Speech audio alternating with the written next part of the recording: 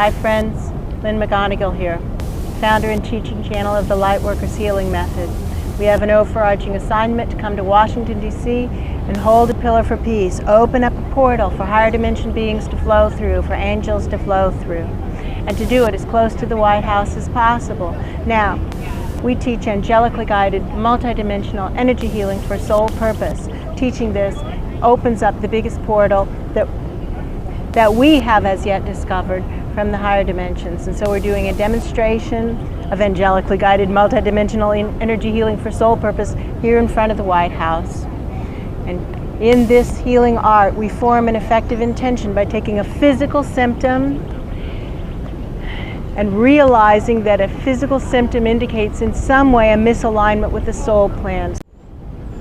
There we go. Now we draw the focus to the heart chakra and to the future chakra, which is centered a couple inches beneath the heart chakra, right at the nipple line at the sternum. Level of the nipple line at the sternum is where the future chakra is centered, and Rick's guides are highlighting the future chakra as a good place to begin because, like so many of us in the biosphere right now, the future chakra is clamped shut. The reason for this is that we as a biosphere are on a collision course with disaster, and the future is really scary, and so our chakras shut in an attempt at self-protection, but it's just a delusion, because if there's a siren going off, a warning going off, ignoring the siren doesn't make the warning go away. If the fire alarm is going off, get out of the burning building.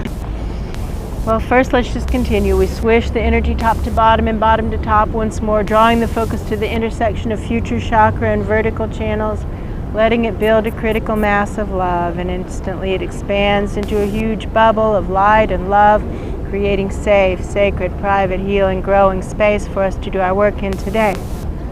We're noticing the outside of the bubble, strong, light, bright, resilient, crackling with light, with love, with electricity. It's really clear. Only beings that we invite in can join us. All others pass around. This is private, sacred, healing, growing space. We're asking for our guides, angels, healing beings to join us, all the higher dimension beings who are willing to be with us today. We're grateful for your presence. Pulsing the vortex around us, letting it build up deeper, deeper, build down deeper, deeper. It's our job to tend this vortex. Friends, we have a right to live our lives in sacred space. It's up to us to create it, but we have a right to live our lives in sacred space, and we can, each of us, do this one thing. Everybody can do this one thing. If you take away one thing, take this away. Build a vortex where you eat, where you sleep, where you work, and where you live. And how you build a vortex is actually extremely simple. It just takes humility, intention, and diligence.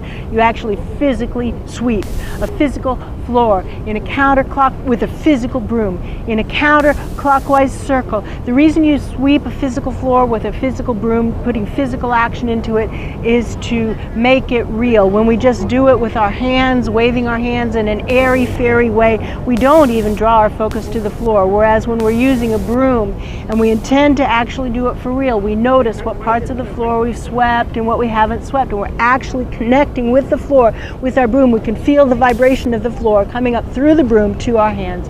So physically sweep a physical floor in a counterclockwise circle with a physical broom with the intention to create a divine vortex. Now, this divine vortex should not stop at ground level. It should reach down into the very core of the planet, which is 4,000 miles beneath whatever floor you're sweeping. So have the intention to pump up draw down a vortex, tend a vortex. It's like tending a garden. It's like tending a garden. When you plant an acorn, are you making the acorn grow into an oak tree? No, you aren't.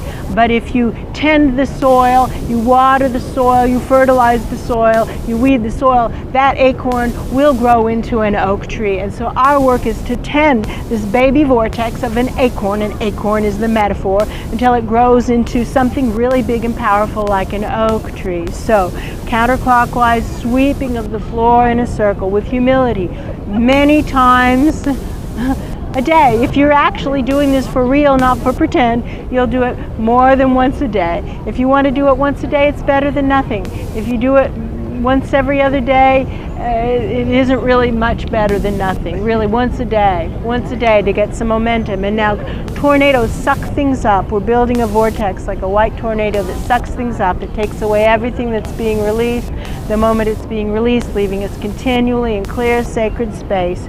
Just like tornadoes suck things up, vortices suck things up. So we're pulsing that vortex right down the vortex that's flowing. A waterfall of love, living waters, pure divine essence of love, and they're coming through us right now. Now we have a space for healing. Good news is real.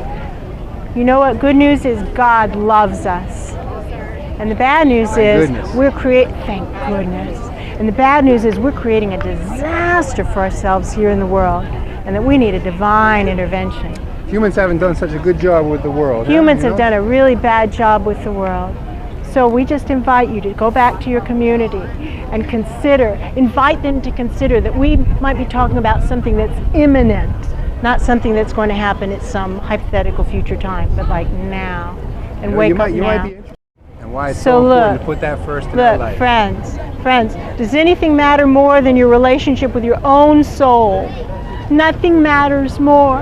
And how do you think you're going to do that without some divine assistance? Well, there's one thing that matters more. So, okay, we're walking away from him because nothing matters more than your relationship with your own soul. But friend, if you don't have a relationship with God, you're not going to have a relationship with your own soul. You're not. Nothing matters more than your relationship with your own soul. And there's no other way to get there than with a relationship with God. So everybody has their own role to play, and you're doing it. Look, at least you're standing on a public street trying to get people to wake up, right? Yes. Good for you. You're trying to do something to make a difference.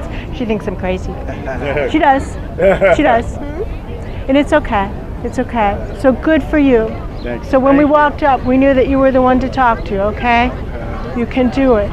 You can do it. Don't give up. Don't back down. Stand firm for it. Stand firm for it. My name's Lynn. I'm Rod. Rod. Yeah. Nice to meet you. Art is Lynn. Art. Yes. How you doing, Lynn? Really good. Vicky. Vicky. I am. Nice to meet you. Nice to meet you. Okay. Bye-bye. Bye-bye.